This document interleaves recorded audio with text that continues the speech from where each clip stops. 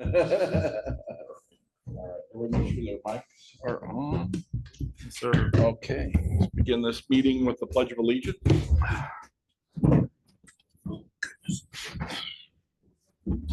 Yeah.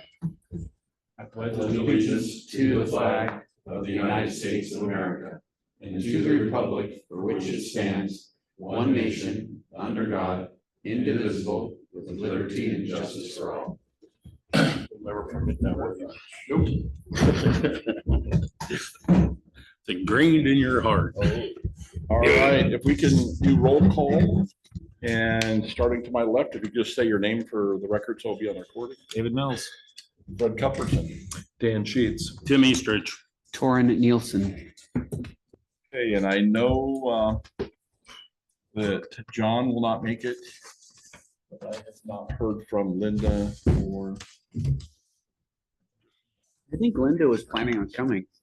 Huh? I think Linda was planning on coming, actually. Maybe she's running late. It's pretty involved normally, so. Okay, so let's review the minutes from August 4th. July 1st. July 1st. Excuse me. I read it wrong. Anyways.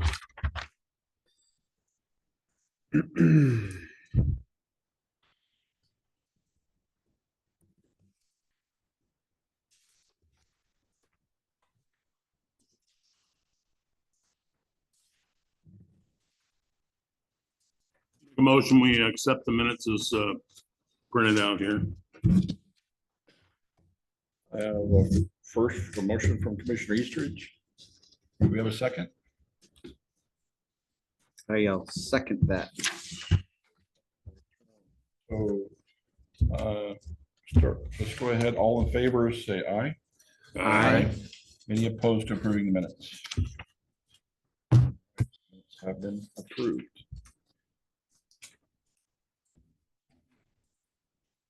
Sure it is.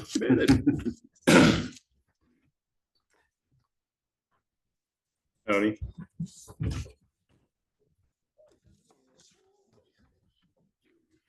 Right, so, why don't we begin? Tonight, a little off topic here, but TJ, I don't know. Some of us commission members might not really know a little bit about you, a little bit about your background. And Thank you, Fred. It's good to meet you all. My name is Thomas Fiorelli. I go by TJ. I'm really, really happy to be here in the city of Monroe. This is my 4th week on the job. So this is day 1 of week 4, which is crazy to think of. I feel like I just landed in the position yesterday. With the assistance of Dawn and Mayor Sheets, I am really coming up to speed quickly. A little bit of background. So my background, I was an industrial electrician up until the time I was about 24 years old. And that was when 2009 hit. So I needed to retool. I went to the University of Oregon and earned my bachelor's degree in urban and regional planning at 26 years old, 28 years old. That's right, 28. And then I went on to get my master's degree in public administration at the University of Oregon, and then worked on a doctorate in landscape architecture, specifically around brownfield properties. I've worked in a number of municipalities around the state, lots of special districts and local governments. Last 5 years or so, I've been working as a private consultant with both landowners as well as with cities. This year, I've really decided it's time to focus in one place, put down roots, and really try to make a change in somewhere that my wife and I would like to spend a long period of time. So here we are. It's a pleasure to be here. Thank you. awesome. Well, we're grateful to have you. So thank you for choosing Monroe. Okay, is there, if there are any public comments then, or if we make a public comment, if you could limit it to 3 minutes or less, or if you see a need to go longer, we can have you go longer, but I don't see anybody online. Anybody here? Right. Okay, so Vision of Monroe. I'm just basically going to go off of straight off the agenda. And under new business, the Vision of Monroe and the highway corridor / are we speaking specifically about the corridor in Monroe, or is that more So you have a over highway- Riverside District overlay, or? I think it's the overlay we're talking about. Dan, I don't know if you want to clarify or redirect us on that. This is largely what came out of last month's minutes, pulling the items that were identified for future discussion. Yeah, it is the overlay. That's Okay. correct, yes. Yeah. And yeah, what was the context of the? Oh, gosh, you'd ask me that. Well, That was I like think- a I think while the ago. Major discussion was at the time is that we had developers that were, there were two things that were going on. One was that some developers, I believe specifically over on the Loving property and the Brickyard property, they had presented plans that didn't involve any commercial or industrial property. And we were concerned about our industrial property inventory and where Yeah. that leaves us, because, a large portion of that was the Brickyard. So. Yeah, is there a gap in there, in those developers' understanding of what our town's goals are regarding that area? Like, Yeah. are they just not understanding that our concerns about? Well, I think one thing I Commercial remember we space. talked about was wanting to understand like the inventory, like what does do an Oh, inventory of what the city had as far as different zoning and stuff like that to better make a decision, or just to understand more of how much of the different zones we have, especially when it comes up to maybe rezone and things of that nature. So Mhm. I think that's pretty important to understand. There was some, I think there was some actions that the previous planner was gonna be following up on. I think that was part of Yeah. the takeaway from our conversation was they were going to be that I would don't help know kind of if- sculpt our I don't know rezoning. if conversation. mixed use too, I don't know if we can do mixed use where you have residential above light industrial, and I don't know if that is even legal. Given the nature of industrial, I don't know if we can have residential above it, or if it has to be commercial residential above. Largely depends on the zoning designation itself. It's not categorically excluded as a possibility. There is the vertical housing development zone, the VHDZ, which is a program through the state of Oregon, which does promote that type of development. So that would be possible there. And that may be one way where we can mitigate that or Steer it. because one of the things too that Michael was telling us was that because of the huge push for affordable housing and increasing the density, that might trump, that might That's give right. them priority over These- what the city. They may force us to have the housing if it's quote unquote affordable, right? Yeah, but isn't this inventory we have supposedly for Monroe kind of offset? Because a lot of people have big properties. They don't want to sell their big properties, but yet it still shows up as 126 acres we have of buildable areas. And then you got a bunch over here that people aren't going to want to divide. They don't want neighbors that close. Yeah, I think that's. true to So a what do you point. do? But I we're think it's dealing hard to in understand what is commercial, industrial, and residential. Yeah, I think and then you that's- got this mess down here at the fertilizer plant. You got a bunch of trucks right there that it's an eyesore. And it doesn't fit into our overlay plan. When this was written up, that wasn't there. That's a good point. But all of a sudden, we have that mess to look at. Well, I think That what was the a challenge was separate with thing. that is that it didn't change when Dundee Land Corporation purchased that property and they allowed The them to truck lease use. that trucking company. It didn't change the character or the nature of what was going on there. There was a precedent for having trucks. It was a like business to It what was was alike, so we previously couldn't there. Say, hey, listen, you can't do that here. That's not permitted because it was a similar business. And then it's my understanding too, They're trying to sell it. that they may have already sold it to the guy that's leasing it, that portion of it. That was what Michael was saying. They already sold it. And I then was- the process of selling it, there was a question if, I, I know the last meeting we had, I remember hearing the desire for them to purchase it. I don't know where it was in the I process. don't know. 'cause We've basically- also acquired a park up here that we didn't have when this was kind of formed. Goes from Ash Street all the way up to Cemetery Road Right. and from the railroad bed out to the highway. Mhm. But that's a limited space that the city we can't build there. acquired, That's not, but you can't do much on it. no, that's think part it's of just our a parks lease anyway. inventory. It's a 99-year lease. Correct. Through the county. So it's just a park. So we, space. Park space, yeah. yeah, so we can't, we could put parking on there, we can turn it into a park, there's some things we can do, but it won't contribute to the commercial or Correct. industrial aspect No, of our, it's, if nothing else, it's nice open space. yeah, well, it is kind of the, Yeah. you know, the entry to Yeah. it, you know, because we're 8,500 cars on the highway every day, we need And I Better think than that's, better I than the old Totemeyer think that's why we property. called it You the remember Gateway Totemeyer, Park. Ken? the Gateway Park, yeah, I think that's. Remember- exactly what it is. remember That's what it is, Gateway Park. Yeah, that's right. The old junkyard up there. Years ago. So maybe I saw a letter come out about maybe that might help us too, as we make these discussions, is about the potential for the moratorium. The letter in the water bill. Can you What is the discuss that a status little of bit, that? of what that? I know it that was in have an input- discussion, I just didn't know, how is that gonna impact us moving forward? That's great.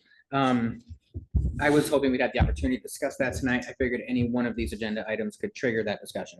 That, I did not add it to the agenda to respect the process that the council is taking according to the Oregon Revised Statutes and how we must handle a moratorium notice. What we presented to citizens is what we presented to the city council as well, which is essentially that we have to give the LCD a 45-day notice that we're considering a moratorium. That moratorium draft ordinance has already been drafted and submitted to the LCD for review. The council cannot review that until after the 45-day period of time. So the earliest they can look at it is November 7th. From that point forward, they have 60 days to craft a corrective action plan.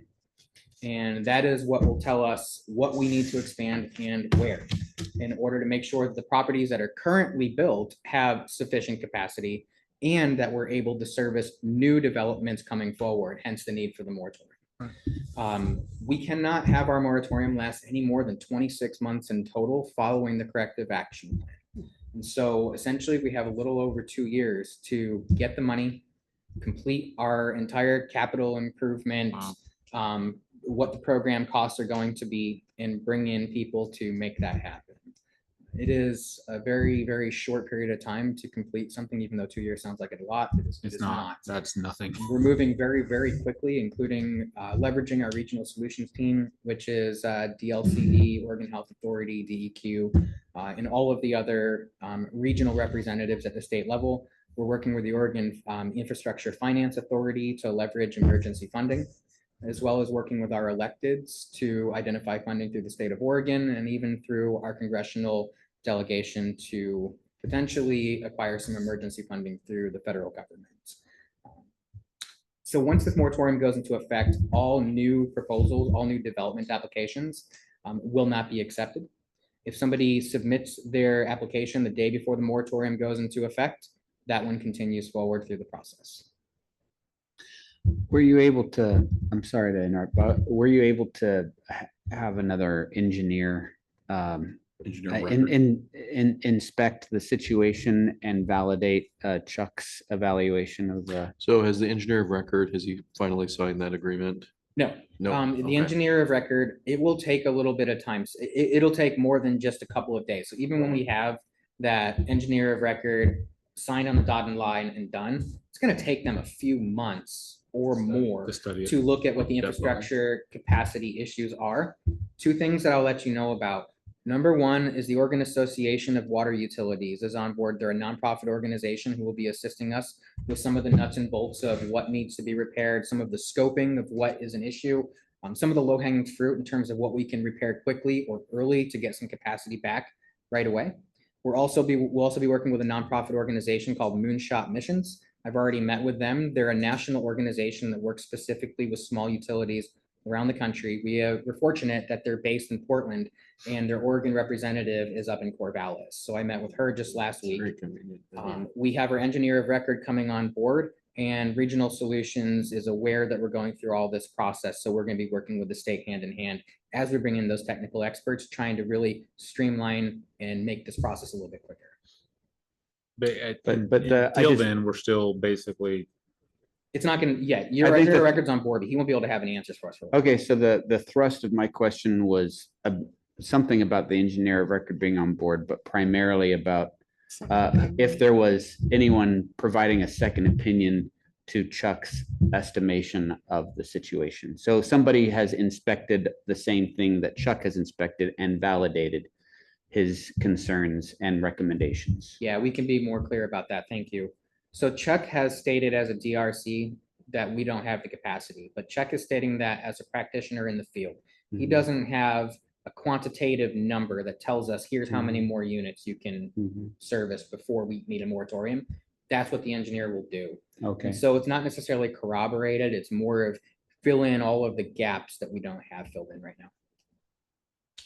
Yeah, 'cause it was my understanding that during the summer months, we don't have an issue, but when we get the storm Mhm. influx, then we're all of a sudden way over capacity, and that's where the issue is. I mean, I don't, so that was my understanding. And then Chuck was saying that one of the things that's also changed was that, you know, anything 3 or under development, he could sign off on. However, anything over 3 has to go for review. Is it by the DLCD or who is it that reviews that?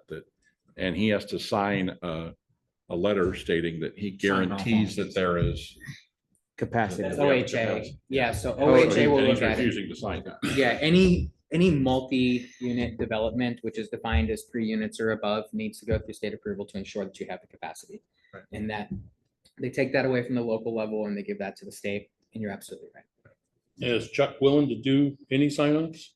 Chuck's doing what he feels is the appropriate thing to do as a professional. But he expressed during council meeting last week that there are concerns. I don't and think so, and- especially if his license is involved. He's not comfortable with it. So he wants the engineer on board to tell us Yeah. what is and is not a problem. But he's telling us pretty clearly from his long years of experience in the industry that we have a problem. right, so in the meantime. There's a few things that are underway, so that the multifamily over here that's Right. already going, and then, so there's still some projects that are en route. Yeah, but who's gonna sign off on it? So phase 2 of PNDI's project, Mhm. it's very unlikely that's going to be moving forward with building permits before the moratorium is in effect.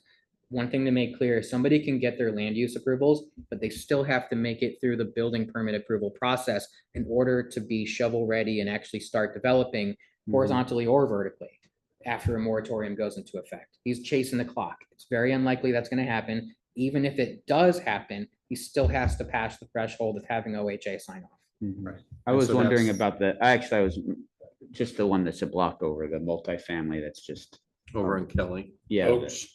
Right, Brian Oaks. over in. Are you Brian talking Oaks about and also the one that's the apartment. Yep. the- Oh, yeah. Jesse Bounds. Jesse Bounds property? Yeah, there you go. So there's, Yeah, because those are both 3 and 4. 3 or 5. Well, Jesse Bounds is 3 Three. now, and that was four. well, he changed it to Oh. 3 townhomes is what I understood. Anyway, so there's a couple of things that are happening. So already. you get approval, but then you gotta get a permit. And Benton County issues permits, not Monroe. Right, that's the problem. So we've always had a glitch with Benton County. Because they approve stuff and then they never tell you nothing. I've, All of a sudden you got building.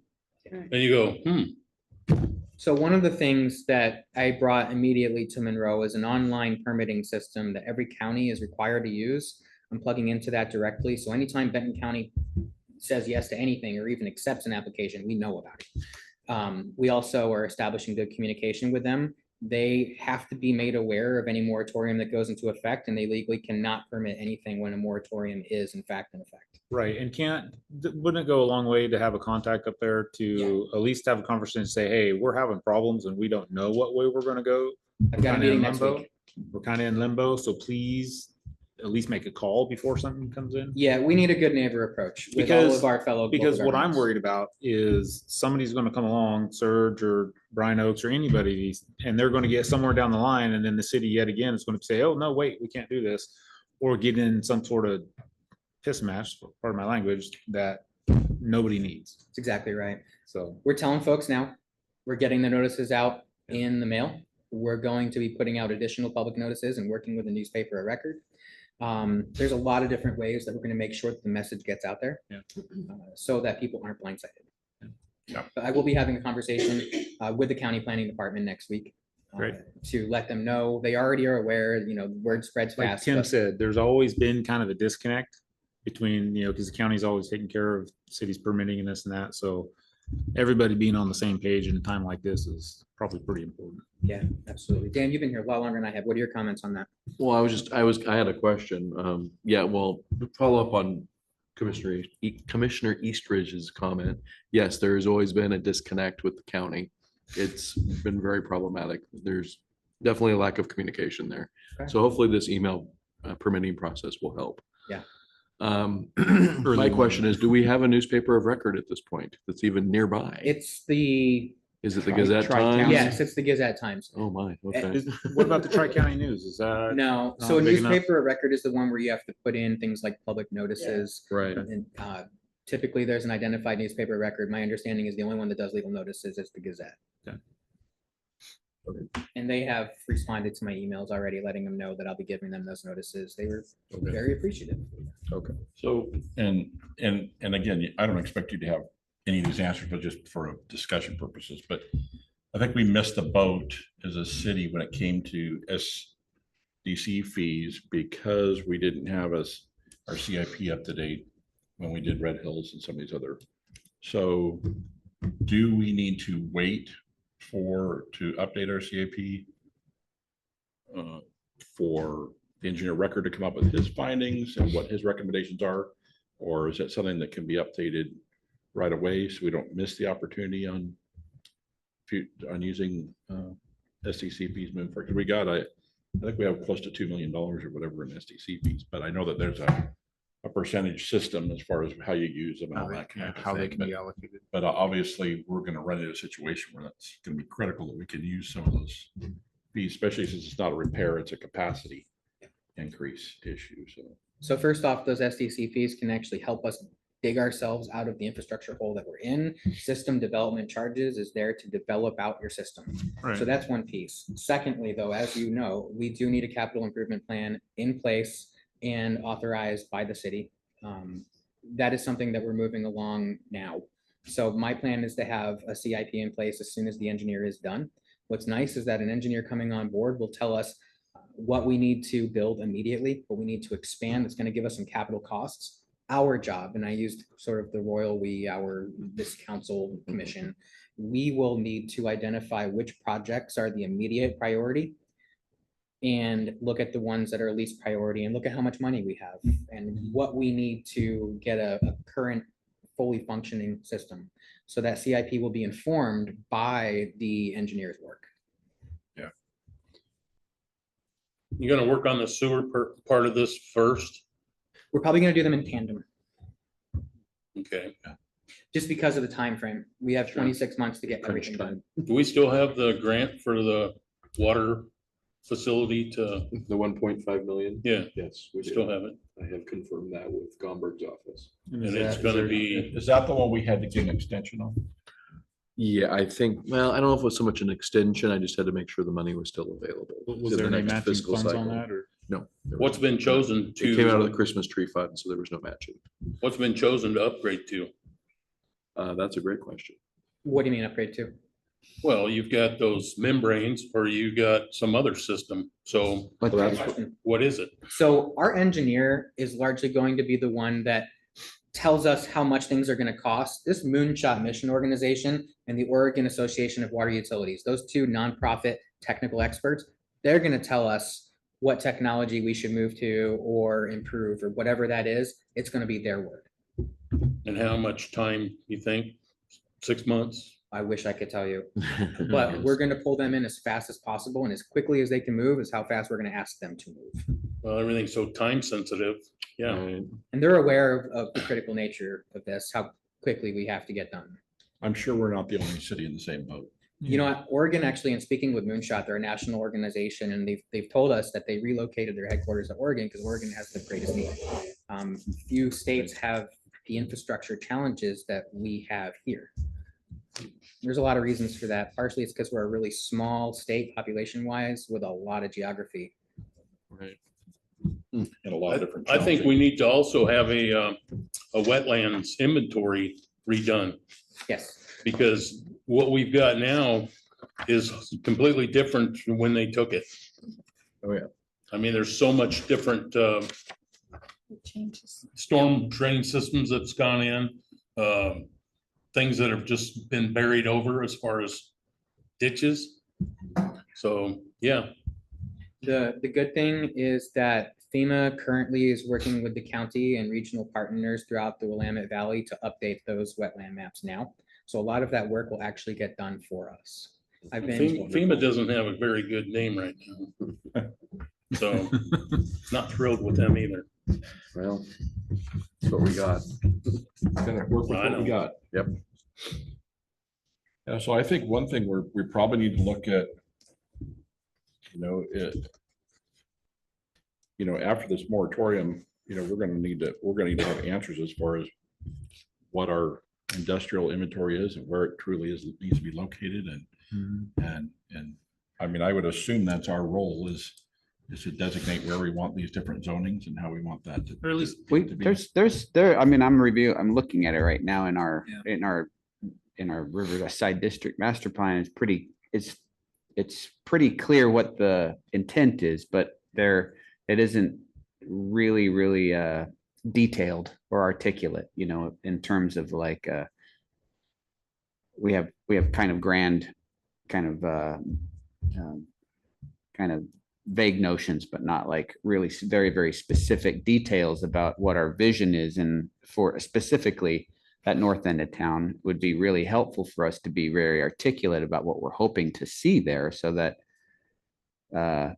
developers can kind of self-select and make sure that they're kind of zeroing in on that property because it's something that they are interested in developing as opposed to I think one of the guys that spoke at that last meeting, it sounds like maybe he might be going away because of the perceived moratorium, some being stymied by some of the, Oh, I think zoning was a part of that also. yeah, and the zoning. Yeah. yeah. But if we could just be a little bit specifically more articulate about that spot, as well as trying to resolve and focus some influence over the old fertilizer plant, the Yeah. Basaraba property. Well, yeah, I would be mean, very it is- helpful. I completely agree with you because we need to preserve as much commercial property as we can 'cause as we Mhm. expand and if we do add that UGB to the south, it's gonna be more residents, so it's gonna be Mhm. need more services and so on and so forth. And if we don't have a plan for that, we're gonna fail and we're gonna end up being. Well, if you ever get Go to Junction City or Corvallis for their services. you ever get an industry in here or a store, it requires a lot more space than what we even have available. Yeah. Because a lot of these are just little hodgepodge areas.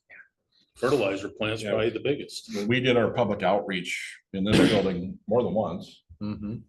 one of the things that everybody talked about is they want a gas station in town, they want a supermarket in town Grocery store. of some sort. And And to Tim's point, we're running out of land that we can actually Yep. accomplish any of that with. I know Very that where the Long Timber had their parking lot over here, I know that's sold. And Oh, did it across the street by the bank? Or no, not beside the- it? Not that The property gravel- across the street, but I'm talking behind- about right over here. behind Dollar General, right? $9 General there. Oh, And originally, we were told that was gonna be like a coffee shop. mhm. Insurance. They were gonna build out Kind of like a Fit in little with strip what our mall. overlay was, and that, the last I heard now is that the owner wants to put a pole barn up just so he can park his tractor and other tools in it. Yeah. So that would really That would detract be from good. our vision is, so. And I believe that's own commercial, right? And that's owned, I believe that's owned commercial. That or industrial, one of the two. Because originally it was gonna be a gas station / convenience store, then it changed into. Now if it's just gonna be a pole barn for tools, we're gonna be shot in the foot again as far as the community, as far as having a usable. So, No, you both are absolutely correct that we need to be aware of what our zoning looks like and our mix of developable lands. We haven't done a buildable lands inventory in some time because we're small enough where we're not required to do it on the 6-year or the 8-year cycle like cities that are over 5,000. But we need to complete another one, and we need to complete one as a part of our UGB expansion process. I just submitted today a grant to DLCD to help us fund that. Even if we didn't get the grant, we're still going to move forward with that process. Well, and will that give us a ratio of how much? Yes. So Different types of part of our zoning we job need. as a planning commission, and we will be taking this information to city council to help them think through it and vet it and make final decisions. But it will be looking at, do we have enough residential land for a 20-year outlook and population growth? The idea here is essentially no, that we don't, which is why we're expanding the urban growth boundary under Senate Bill 1537. It's specific to residential lands. We have the Brickyard up there in the northeast section of the city. That is certainly something that we would look at for industrial property. There's the industrial site readiness program through Business Oregon, and they can assist local governments with identifying what your mix of industrial looks like that's actually buildable. That Brickyard could very well be a brownfield site that needs some remediation, some cleanup because of prior contaminants, even if it was a long time ago. One of the reasons I was interested in Monroe is because of that site. That's specifically what I've worked on for the last several years. Is how to, So you said brownfield? yes. Okay, that's a new term for me. Do you mind if you'd kind of help define that? Yeah, sure. So brownfields are previously developed land, typically commercial or industrial, that have had some sort of operation that resulted in either the potential or actual release of chemicals that are harmful to Okay. people. Well, they said they've done studies up there and they all passed. So I don't have any, I don't know if they've done that. I haven't seen those. And typically if they've done a phase 1, those last for 6 months. Well, that's what we've been told for years. We'll look That's into for it. 6 Yeah. months. But if We'll it look only into lasts it. for 6 months, then it's Time to do another one. time to do Yep. another one. Because until you clean up, those contaminants underground move because of With water fluctuations in the table, soil and yeah. groundwater and lots of other things. And so until you do a phase 2 environmental site assessment and finalize it with a phase 3, which is an assessment of brownfield cleanup alternatives, what they call their ABCA, then you can actually have a permanent plan in place. But until then, you don't really have a permanent plan. It's likely that we'll have to go through that process with that site. There's grant money and a lot of technical assistance to help us with that. Well, that's what they got over here at this gas station / coffee shop. Yep. They got a grant to clean that up. Yep. I That's right. heard about that. Yeah, absolutely. Well, that would be fantastic, and it would also really be helpful to help this group as well to help kind of visualize or at least portray a potential vision for what that area could be. And, you know, we all have different ideas of what residential versus mixed versus commercial versus industrial looks like. And even just you saying, can we mix residential with industrial? That's a new idea for me, but that doesn't mean that doesn't, I mean, I know. Depends that- on the industry, right? Yeah, and I know of Exactly. places that have those like, you know, big, you know, large shop garage type areas with lofts and things like that. And if that turns into more affordable housing as well as places where somebody can establish a small business or something like that, then now you're really talking, because now people could actually like get a foothold. And that could be the perfect location for it. But we kind of have to portray that in some way so people aren't just filling in the blanks themselves. Or what we've seen, I think perennially here are people who have come with presented just sketch ideas of 130 unit mobile home parks or something up there, and that might not Tiny be, Tiny Tiny homes is homes. one, and and then that might not be the perfect a perfect solution for. I think a the big city. old IGA would be good right there Sure.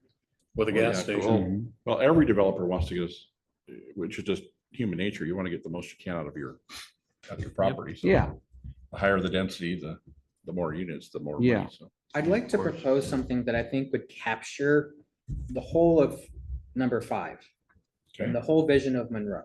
Mhm. So what we have in front of us right now is we have to do a development moratorium that requires us to look at all of the infrastructure throughout the city. It includes a master plan and putting it in on a GIS map so we can better understand it. That moratorium means 26 months of no development permits coming before you. So you will not be a body looking at any of those for a 26-month period of time. I propose that you have an opportunity to really dive in to the vision of Monroe and actually even help guide some of the work that's happening on the engineering side. As we identify what needs to be upsized and why.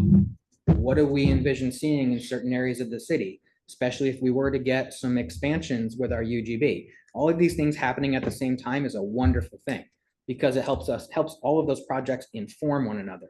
I propose that over the next 1 to 2 years, this body looks specifically at what you want the city to look like. That would include work sessions, that would include public outreach, that would include opportunities for the public to contribute suggestions for you all to consider, a robust communication between you and the council. And I could put together a calendar with deliverables that staff would bring and that things that we would expect back from you in order to keep that moving forward. And we can feed information to our consultants as well as to the state. That'd be great. I Is think that it's a great idea. upgrading our comprehensive plan? So you had your comp plan update in 2019, but it's very likely you will have some comp plan updates again. So yes, even your parks master plan, which is being worked on right now, is going to affect goal 8, which is recreation, and goal 11, which is public facilities. And so you'll have to update both of those at minimum, just because the Parks Committee is doing that. We'll want to rip the whole thing open and make sure that we're doing it well and we're doing it right. It's beautiful that we had it done in 2019 because there are some cities going through this process who haven't updated it since 1979. So we're not there. Before That was 19. Say. We used Rare Students and Yeah. Portland State University and they were a great help and they That were a was a great process. resource. That really helped us with the buildable land inventory and a lot of other Yeah, things PSU. Mhm. we did, so. So we would take the vision that's in the comp plan and either build on it or revise it or whatever. Yeah, just kind of go over it Tweak it. again. Light reading, Why? light reading. Well, you don't need to read the whole thing, do you? You're gonna go through it. You need to read- I Until 5 years ago, move we that don't- David read everything and then report back. Can I input it into Chat GPT? Thanks. What I can do for you is report back to you on what information we're getting from our engineers and our technical consultants. The time frame in terms of grant applications that are going out, and what we plan to do with that. The work that we're already doing with infrastructure can be part of what we report here and that you tell us you'd like to see in terms of developing out the city, looking at rezoning. What do you want to see? Are there things that we should look at now that are opportunities only open to us because we're looking at this large infrastructure system? This job here is, sometimes I feel like we're loopless. We're always left out of the loop. City council has a meeting. They get a pack of papers that we never see. They pass a bunch of stuff we don't know about. But is that going to influence us somehow? Yeah, so a number of things that, thank you for sharing that with me. What I will expect to see moving forward is that all of you will be included on all email outreach for city council meetings and other meetings. What we have now is a interested persons and media list. And so I can assume that all of you would like to be on that. You will receive all agendas and all information from all public meetings. So that's the first thing. You're in the Second- loop. No more loopless. You're in the I don't like loop. Being loopless, it makes me really irritated. Get When in I the get loop. irritated, I get mouthy. I've never seen you irritated, Tim. I don't know what you're talking about. Yeah. There you go. And then part of my job as staff is to bring to you the information that the city council is considering. So moving forward into September, you'll start to see information from me that came from city council and back and forth. And all of the big projects that we're taking on right now are going to require a lot of coordination between council and planning commission. Yeah. Like a lot. We'll be your best buddies. Right on. So where's the Parks Committee at their working on their plan? Where's that at? Early, very early. It just started. Okay. And how's the maintenance programs going in town? You mean public works stuff? Public Works. Mark is doing an amazing job. he sometimes does, I don't know how he does all the work that he does. Him and Chuck are very impressive. People don't see it as much as they're actually doing. Probably 10-15% of what they're doing is visible.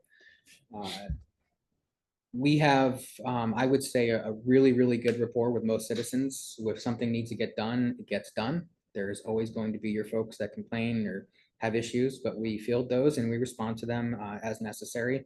I'm impressed with our public works crew and also with the city of Harrisburg stepping up to help in the way that they have. Of course, this is only my first month, so I feel like this question is probably best directed at Dan. What are your thoughts? Well, you just made mention that in the wintertime, there was mention that in the wintertime, when we start getting all this rain and stuff, the storm drains collect whatever, but the rest of it goes into the city sewer or wherever it's coming in from. And I know we keep replacing the caps on the sewer You know, Manhole covers. manhole covers seal them. so they're not leaking. How many more of those are left? They did, we budgeted for, I'm trying to remember, like 14 or 15. I wish Mark was here. He could tell me. Yeah, there's not that many left, is there? I Because don't they've been think so. doing I it right think they've along. done about half of them. Mhm. So, because we're on a 2-year budget cycle, so we did half of them for the first year, and I think we're gonna do the other half for the second year of the budget. So, yeah, I mean, and they're expensive. Oh, yeah. But Where do we think infiltration's coming in from? I know if we knew, we'd fix it, but Well, I think it's just a mix. yeah. It's just a mix of everywhere. things. Well, Yeah. it's the clay. It's the old clay The clay is tiles and pushing it pipes and- from the outside into those pipes. That hydraulic clay is like Well, creates pressure in the. one thing too that Chuck talked about is the type of pipe that we have, it actually Good. is shrunk in the gaps, Yeah. the section between Creates the pipes. more and intrusion. And or- So you have And infiltration. also the solution by dilution when they originally put it in. So a lot of the people's gutter systems actually go right into To the, the sewer. into the city sewer system. So they've done they have, smoke to- tests. they've done smoke tests, but I don't know that anybody They've done in the those. past ever, okay, they got the smoke test, what'd they do about it? I don't think they've Exactly. ever I done used anything. I after used to the be a smoke part of test. that, going around helping. the And city so do they did the tests. smoke test and nobody ever did No anything about it. remediation. We got the test done and, okay, we got the test done now. We'll just do the Yeah. test again in a few years, even though. Because I we think there never was did anything with no, the results. and this was 25, 30, 35 years ago. I was doing this back in the mid-90s, and I mean, the city had no bite to force a homeowner to, all right, now you gotta spend $1,500 to hire a contractor to go dig Right. this, there's just none of that happened. Now we Very do. little. Now the state does allow that, and I've seen it happen. This happened most recently in my career when I was out in Tillamook. They had hit wastewater capacity in like 2005, so they had to address it. And I was working on housing, and we wanted to build a lot more housing than we had. It turned out that you had a lot of inundation coming from those pipes between the tap and the home or the business. And largely it's because of the types of things you're talking about, shrink swell, which ends up creating gaps, or the pipes themselves over time crack and they have little breaks and it allows for the water to enter into the pipes and go into the system. What we did in the city was smoke testing and then required people to upgrade those. We also were able to work with a couple of different entities to get some grant funding to assist with that. I would recommend that approach here. Typically, people like to hear both of those pieces of information at the same time, and it is prohibitively expensive for a lot of people to upgrade those pipes once they find them, which is likely the reason we didn't do anything. Could put it out in the water bill one of these times, just to let them know that, if you know this, we need to fix it, and there's a grant money for that. Let them try and be a part of this too. Not everybody can make the meetings here, but I think the city would need to have some sort of smoke test schedule on the calendar first before. yeah, I'd make it unscheduled. Well, and then also keep in mind, if we know we have an issue with capacity right now, if the first thing we did was go and look at homes, that would feel off base You put because it- we know that the issue is system wide. Yeah. So people would kind of feel probably a little upset that they were sort of being targeted early on. My recommendation is that we deal with our system-wide issue immediately, look for the funding, bring the technical experts on, and then from there, after we've done a huge lift on our end, we go work with the residents to make sure that we button up that on the other end. Well, you know where it's not. It's probably not at the Red Hills Estate. You're right, That's all new. absolutely. So it'd be all in this old area. And probably the newer houses, I wouldn't think so, but you never know. And It's time for a smoke test We'll again. find it out in good time.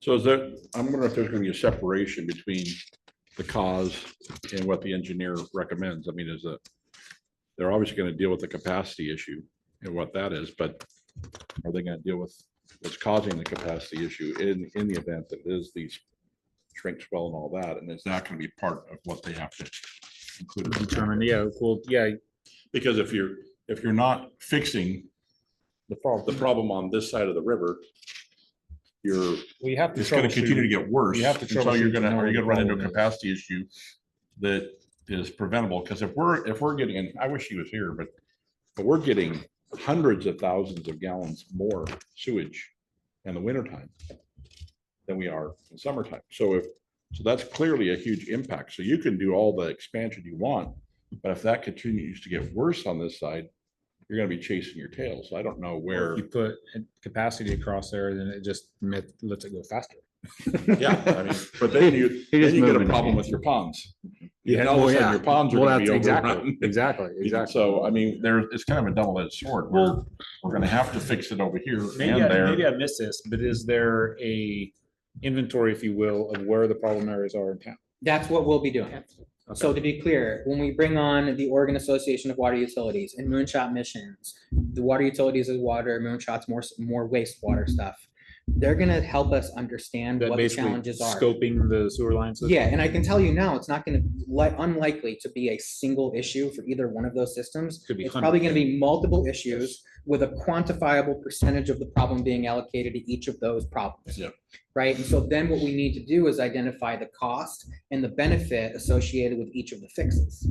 Yeah. That's where we're really gonna get some information. That's, I like that. Basically, you need to conduct an audit, basically. That's exactly right. And we don't know anything until we do that. We can't, There was already some problem Feasibility areas. Studies and stuff. Yeah. we have worked around the edges with the people and resources that we have available to us in the region. But that is not up to the level of standard that the state requires to pull the trigger on implementing a moratorium. You have to demonstrate that it's a problem, Flesh it out. which is the corrective action plan within 60 days, right? So that's what I was talking about earlier. That corrective action plan has to be based on actual numbers. But you can't see any of this for 45 days until this other outfit gets done with their process. Yeah, so Department of Land Conservation and Development doesn't allow a city to implement a moratorium until you give them a 45-day notice. They look over everything and make sure they're good with it. It's essentially just a big brother oversight.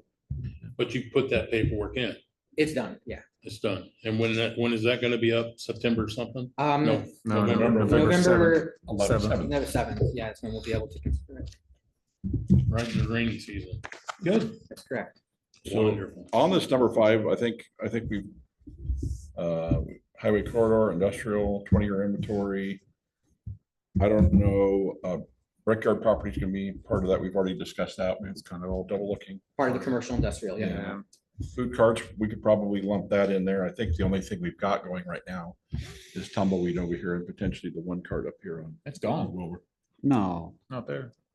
the burrito place? I think they went. Well, to the the trailer you went to the gone. I think They they went went to to the the Benton Benton. County. Did they Benton County move? Fair. It was gone the other day, and when I came back, it was there. Okay. And I told my wife, I said, that was gone earlier. And she says, no, it's been there. I That's said, That's good. somewhere to make That's some really good food. I hope it's. That's half the reason I don't bring my lunch, because I can just go get a burrito. something, I love them. probably maintenance. Okay, so, and then the pedestrian bridge that was never built.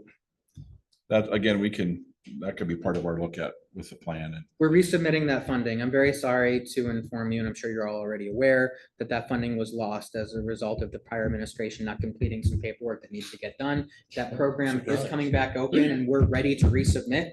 However, even if we didn't get the funding to complete that, that most likely is the cheapest and most effective way to solve our wastewater problem. So it's unlikely we're gonna say, well, we didn't get the money, let's go back to the harder route of going under the river. That's probably not gonna happen. We probably want to do this, right? So we'll think about that Right. as one of the solutions we propose to our technical experts. And we can capitalize on the feasibility study investment that's already been made. Yes, and this dovetails beautifully Right. into our parks master plan, right? Mhm. And so as we start to think about goal 11 recreation and goal 11 public facilities, how do we tie that into everything we're doing? Again, it seems like a lot to handle at once, and it is, but the good thing is all of these things are happening at the same time concurrently.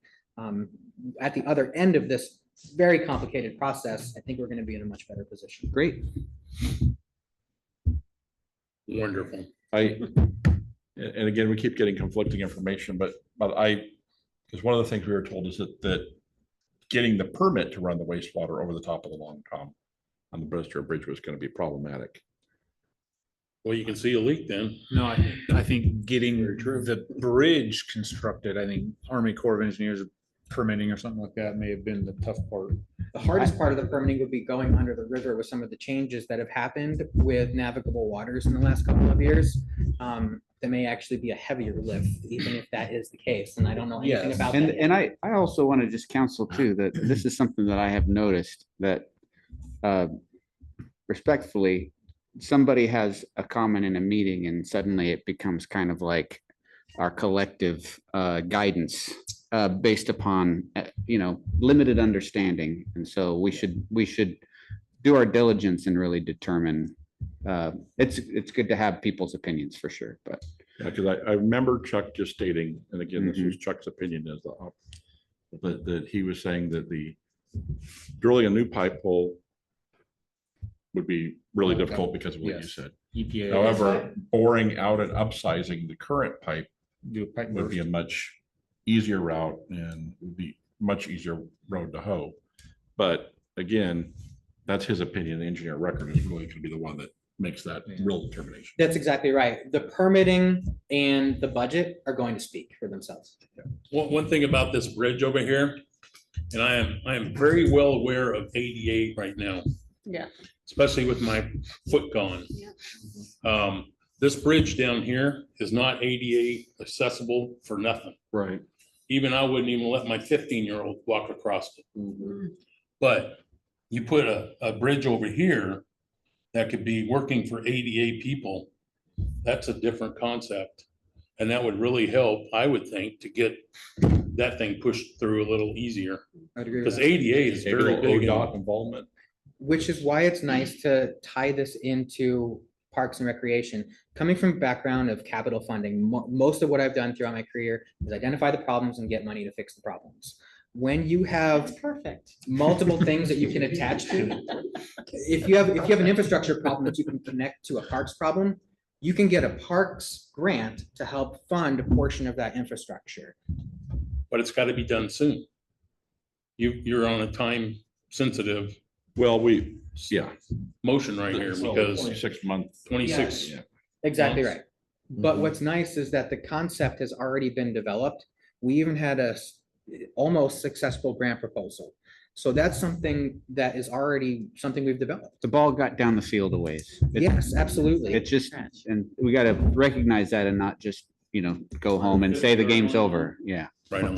yeah, good. I do like your idea as far as, putting a calendar together, getting some deliverables. Yeah. Putting some work sessions together. When we do get more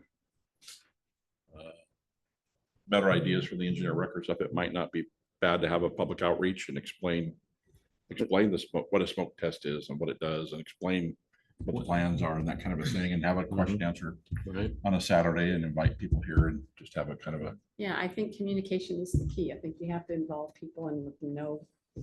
You got a new what's website coming happening in? and why it's Yes, we not. do. We've just. You know, pulled the trigger. Dan loves to be in front of the movie camera. He could get on there and explain all about the smoke tests and all this other stuff. We're gonna need a Now you can do local it in politician to Spanish. do that for us. He could do it in Spanish too. We can do Yeah, it, we can rent a trolley, we can rent a trolley car and drive up and down. the There streets you of go. Dixie Now Bluff we're I talking. And like explain it. it to them with a PowerPoint. Yeah. Oh, we're you guys are talking. just making total fun of me now. I'm on your side, Dan. Appreciate that, Doran. Anyway. Nothing's wrong with You need to turn it around. You're getting railroaded here, buddy. Oh, nice. You like that? We're gonna be talking later, buddy. Okay, old business? So I think we've exhausted new business unless anybody else has something else they want to bring up in a new business. Do you have any idea what's happening with the market store? Oh, the market. store. Is that the Raina's. one- Serena's, yeah, The market. The market. We Yeah. have no application in front of us to consider at the moment. Okay. Where's that at? It's right, it's the 1932 building. Beside the museum. Building. Right by Beside the the right by the museum. museum. Just south of the museum, there's a building there that with the, Maybe we wanna nothing talk has been afterwards on happening that. there for Plenty you many can say years. About this off the record that is relevant, off the record, but nothing on the record that's relevant. Gotcha. Might be some safety concerns there that we want to address. But Anyway, Okay. As far as old business, as far as the tap fees and those type of things and the STC fees, that's probably one project we need to tackle and make a That's, recommendation. yes, I think that's what we kind of punted. Yeah, Mark was on vacation and then John and I schedules were conflicting, so we basically we've never had fees for tap fees and all that type of thing. So we really would need to define it and make sure the taxpayer isn't paying for all that for new development and so on and so forth. So we need to update that and we need to determine if our STC fees are really appropriate for, you know, when we did it, honestly, we had the rare students and we hadn't had any building in 15 years in Nothing the city or significant. more or longer. And so Red Hills came along and Pacific came along. And all of a sudden we had 100 years worth of building in a short period of time. So we just basically picked what was the average in the area without any real metrics or anything done.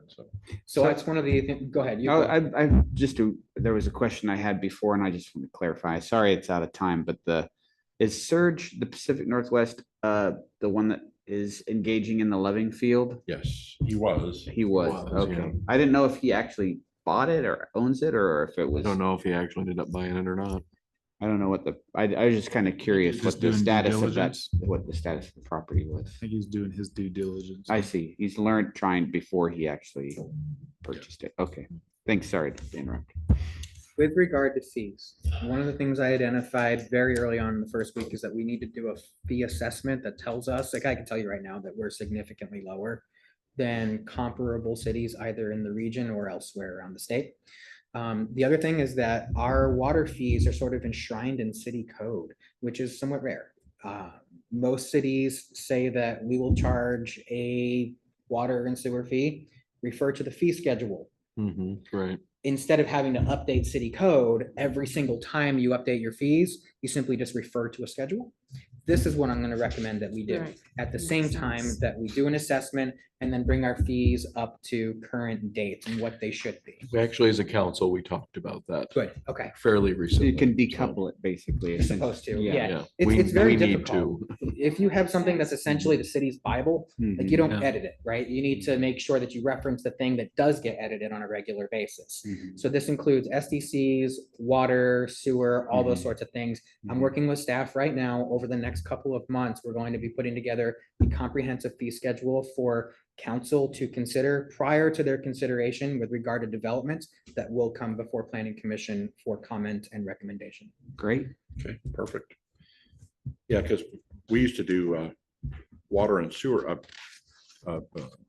fee increases without having any idea as to what the cost of making a gallon of water was. Pick a number. He's right on. And we didn't figure that out until 2 years ago. What it cost to produce a gallon. of Yeah, water 2 or for 3 the- years ago. Yeah. So we were just, let's just throw Blind, $2 at it. Yeah. Just Random. And there's a lot of people that struggle in this community because of various reasons that, you know, a $2 or $3 increase on their water bill impacts them. And it was, we got quite a bit of pushback on that. I can understand that. Some of the other things that we can do, and this is a really good idea to think through, is how we might be able to subsidize some of those increases or support the community when they do occur. Some cities will oftentimes create a fund for people who are low income and demonstrate that they have a need. There's lots of different things you can do, and there are state grants available to assist in that.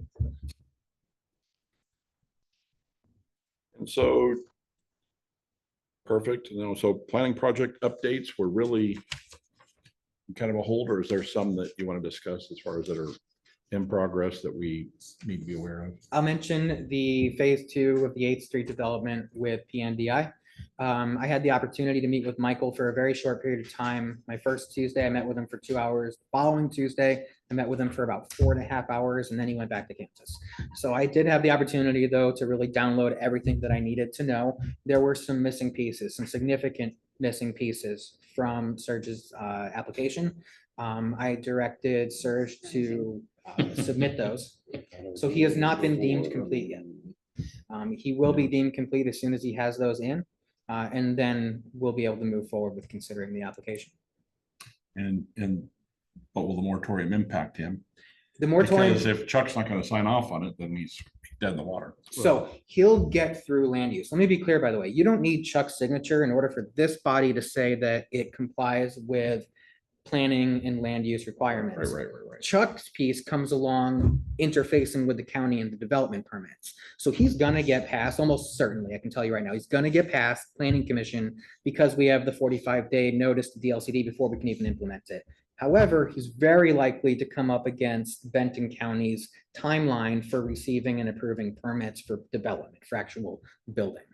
It's very unlikely he'll get done with that before we And implement he our knows moratorium. this. He does know this. And also, let me just return to the fact that because he's more than 3 units, he's going to be a multi-unit development. So he has to go through the process with OHA anyway. So it may be a non-starter, even if the moratorium weren't being discussed. Right. Does this impact because in our last meeting, he had a question about doing like grading and excavation and that Yes, kind of he stuff. will get site that prep. done now because he has some wetland permits that are going to expire in the very near future. So he has to get. He's his gonna site- go out there and Yeah, start. he's gonna get his site work done. He talked to me about that last week, which is Okay. fine. Yeah, I'm fine with him doing his development now, because he has the permits from the federal government to do it. But he can't start putting in any horizontal infrastructure or start preparing the site for development. it's just a little bit of a gamble for him in terms of we don't have an accepted plan. So if he he's rolling the dice about some of where his excavation takes place. Yep. Well, It's Might about end up wetlands. moving around a little bit. He won't, even if he were to significantly change his development program, it Mhm. wouldn't really affect what he's trying to capitalize on right now, because he spent Mhm. some money for some wetland permits. Oh, I And he see. needs to get this work done so he doesn't lose that cash. Lose What, money. what kind of work are we talking about? Just like streets or Grading. subgrading? Just grading, Just just grading around the wetlands that he's allowed to fill.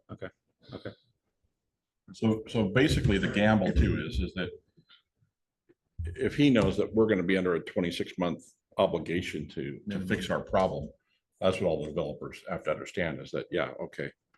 Monroe might be, for lack of a better term, dead for 26 months, but we can get all the other preparatory things done. Yeah. Then we're ready to roll at 26 That's months. exactly right. And I'm gonna be encouraging developers to do that. 26 months really isn't that much time No, for a gonna go by developer so that's got fast. multiple stakes in the fire. And if we're able to walk through the process with them and let them know what's gonna happen and give them some predictability, they're gonna be in good shape to really get things moving as soon as the moratoriums. And they're gonna have more confidence about their units after Right. they're done, as I opposed to think- this question mark about, am I gonna get a lot of problems selling my properties? Absolutely. I think that's a big thing. And like you keep saying, it's like, all right, this is all kind of happening at once.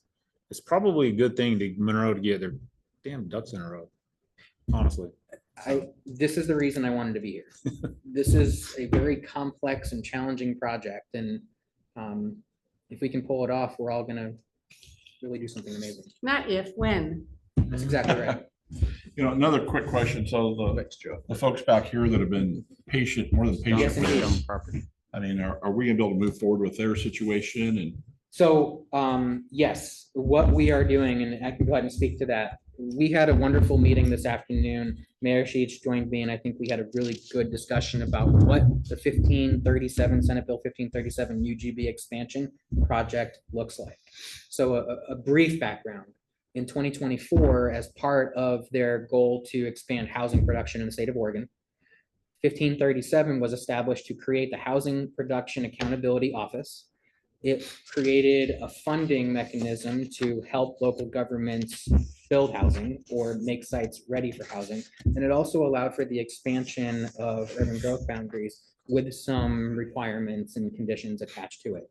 Usually, if you want to expand your UGB, it's very expensive, very long and drawn out process. This is the quick shortcut route way to get there, which is a wonderful thing. But we have to exchange some lands. We have to identify what lands currently on paper look like they're good for housing but aren't. So those could be things with a slope, thing like sites with wetlands, sites with not ideal geohazards. Lots of different things that we could pull out of our current mix and add in. We're going for a 50-acre expansion. And what we will do is open up an application process for any landowner currently just outside the urban growth boundary and on the line to submit an application to be among those 50 acres. They get pulled into the urban growth boundary. The folks in the audience right now, we met with them about a 50-acre parcel of land.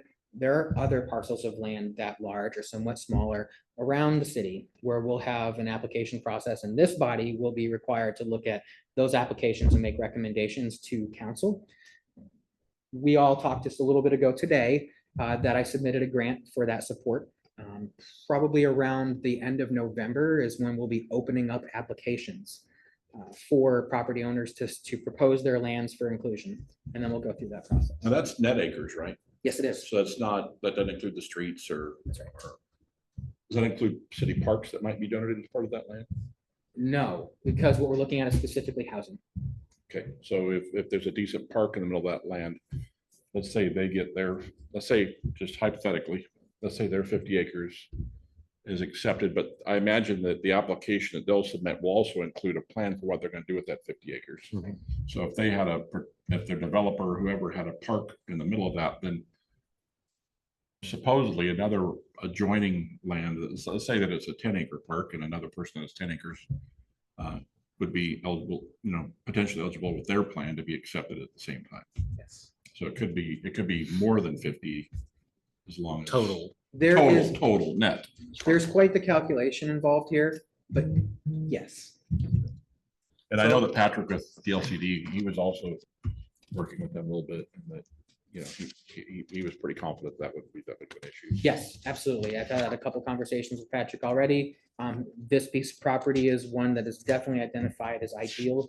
There are other properties that we've already heard from property owners saying they're interested in working with the city. There's going to be an application process. And what I've recommended to everyone who's approached me thus far is that if you have 50 acres, start to think about how you might piece that into smaller sections. Because it's unlikely that one property owner will be all the 50 acres that come into the city. It's more likely, again, depending on what the calculation looks like and the feasibility of the sites we're looking at, that it's going to be multiple properties across. How does that work with the county and different zoning? If So they don't we, wanna- part of our process requires going before the county, one for a hearing and one for approval. So we have to get the swap approved by the county. We also have to contact all special districts. The only one would be the fire department. Those expansions, that they need to be adjoining the current city boundaries, don't they? That's correct. So they have to be They can't directly just touching. pick spots outside. And No. and it can only be 50 acres, no more 50 acres total. total. Yeah, so you could have, 25 on this side of the city and Right. 25 over here. You could have 50 in one section, 10 with 5. What is acreage up west of town? What's the acreage out there? You're about 50, right? We're at 50.15. That's the acres, so that would not be your net acre. Right. Right. But ultimately, I mean, okay. So what If they you have have to do- others approach, Yeah, they have to come up with a conceptual plan. And the conceptual plan gets submitted, and that's how we're able to determine what the net acres are. and then I don't know, like I'm exclusive farm use. I don't know how much, like some of the stuff that borders around here is that. I'm gonna guess maybe it's not. No, anything that's EFU cannot be rezoned and pulled in. Goal 3 is farmland and goal 4 is forest. Those are the two that are in perpetuity. Farm and forest will never be anything else. Okay, Did you say, so the city will receive, but they gotta give something? Yeah, What? lands that look like they're developable for housing but aren't because they're not ideal for a developer. They'll They're- still be in the city boundaries? Yes. But they'll I've got this be question a few taken- times. Yes, they'll still be in the city boundaries, but according to our buildable lands inventory, which is the calculation, how much land do we have for the 20-year period of time? Right.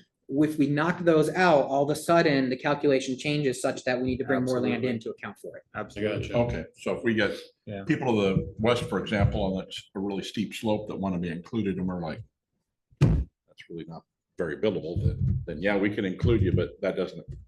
Now we Doesn't still, help. can we Doesn't now can help. still improve and get more land. Because those are market rate homes. If somebody wants to build a mansion on a 15% slope, go for it, right? Because you got all the money in the world, but nobody who's making $10 an hour is gonna, live there.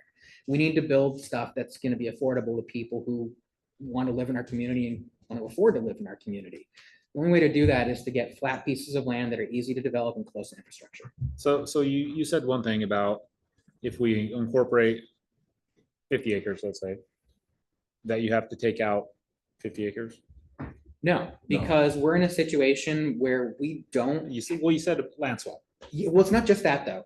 We don't have enough land for our 20-year outlook. We have to really look at a UGB expansion anyway. Right. So right off the bat, we're already under for our 20-year capacity. But then you start to say, wow, we actually need even more than that because of the land swap. Because I was under the impression that at some point, let's say Brickyard, there are some issues with that, maybe with wetlands, this and that, other property owners next door fighting it tooth and nail. That would be a good swap. Give it They're back into the industrial. county, right, but back into the county, and then this one would be incorporated into the city. And then one of the last times I remember they said, oh, no, we could use that. It could stay. Yeah, Okay. because you want a good mix. You, Trying to understand. you need industrial land. Yes, And so we don't want to necessarily just purge that from the city. Right. Because we still need our percentage of industrial. well, that goes back to what we were talking about earlier about Yeah.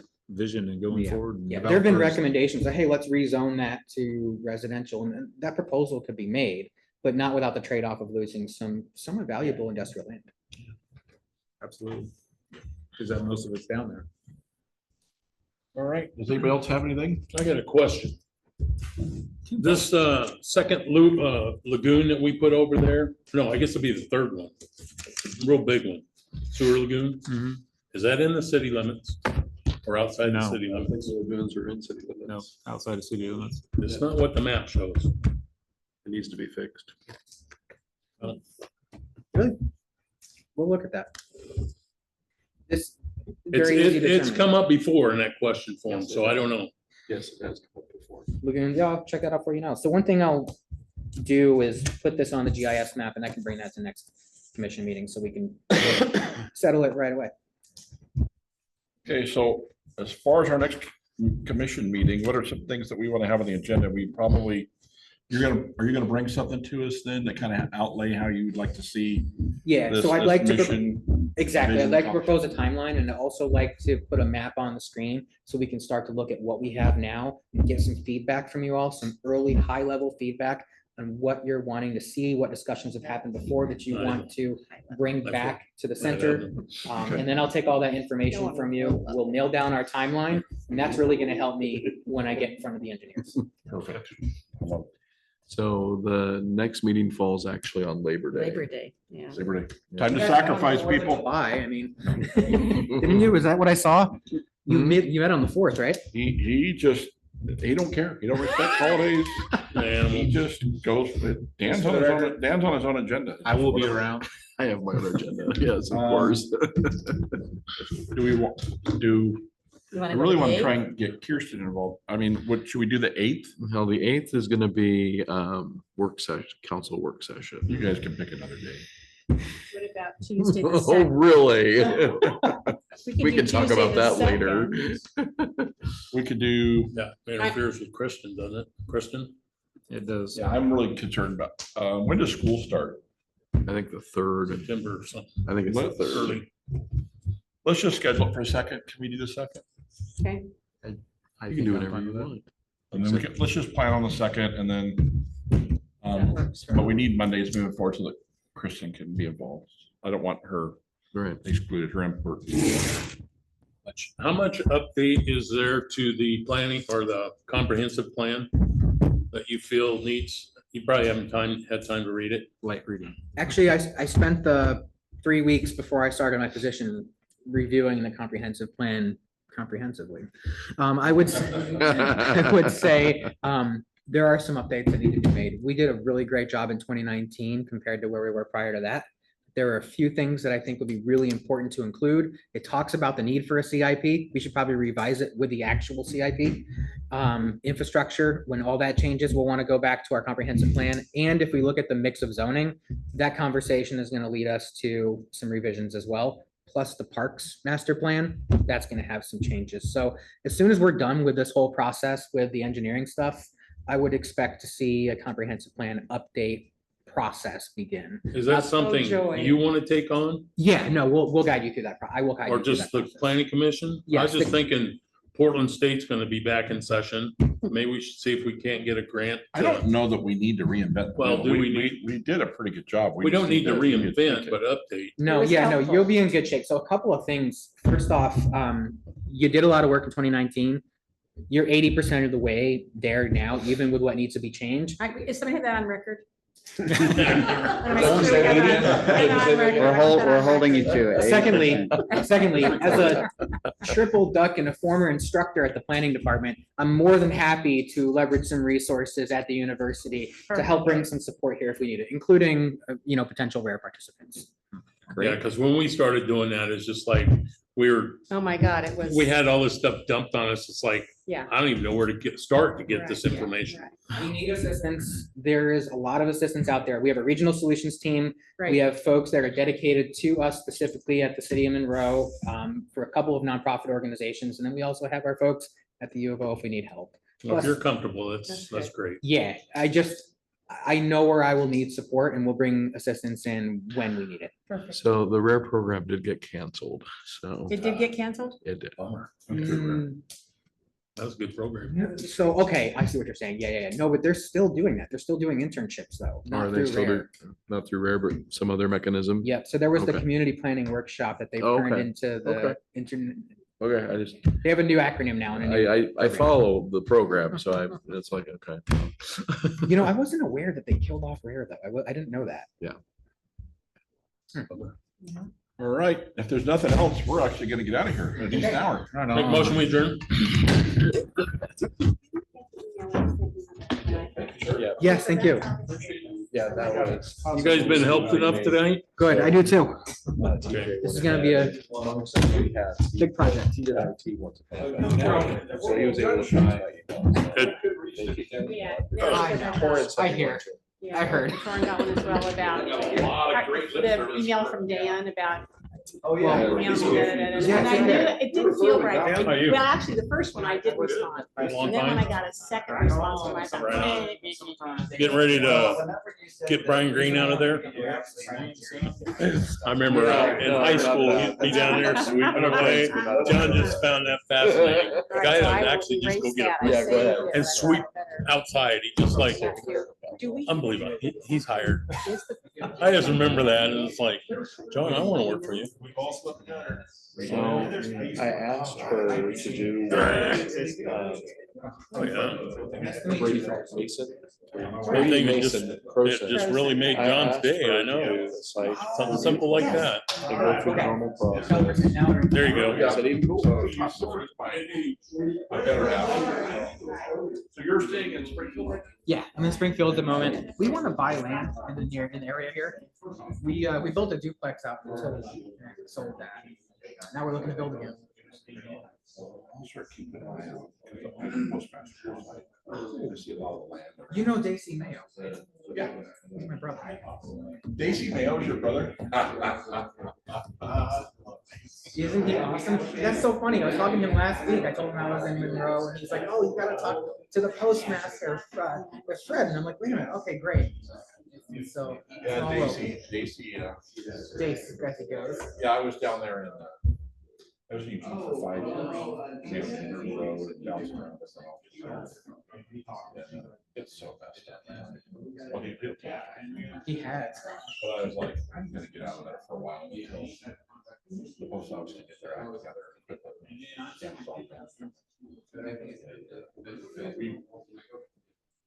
Unfortunately, it's very top down. Marching order type organization. Very little. Incredible technology. The post office has incredible technology. And just amazes me.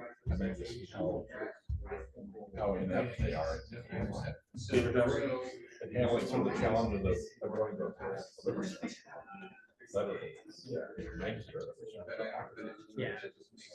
I mean, I was, my office at River Road, we expanded 1,800 deliveries and our parcel volume went up 500%. And we were wondering why I wasn't making my base number and why I was. This is what Dave was talking about. Yeah. It's exactly what he's talking about. I'm like, are you kidding me? So I put a proposal to my boss, or his boss, about running bans and so on and so forth. And he came back and threatened me with directive action if I mentioned parcels of any of my parcel items or the cause. And then you really push my people to the letter and flat one. We're down 40%. I go, okay, they're down 42%. Parcels are up 500%. So how long does it take to deliver a letter to mail those? They don't do that now, do they? They don't care. No, nobody does that. Our people actually make an excuse. You make excuses for people. So I get told, anywhere else is anywhere else is, no, we're not adjusting this route. No, we're not adjusting these routes. So finally I told the boss, I said, prove me wrong. Prove me wrong. I have the route inspection team in it and ride with everybody for a week. See what actually is really going on. We went from 22 routes to 28 routes. Oh. And headquarters was so pissed. I left to go hunting, but they did it on a Friday. They said, oh, we're gonna have 60 routes. Oh, no. I went hunting and I got a phone call from one of the other managers. She says, you heard they're gonna do your office tomorrow? They ordered us to go to Eugene, to your office, and write up this 15 people's corrective action. I go for what? Because they're super pissed that they have to have routes to your office. So they came in and wrote up 15 of my. Just to counterweight it and make it look like all these guys are slacking at the same time. And they couldn't find it. And that's one of the things that the route inspection team does, is they identify time wasting practices, and they couldn't find it because I'd already taken care of all of it, you know?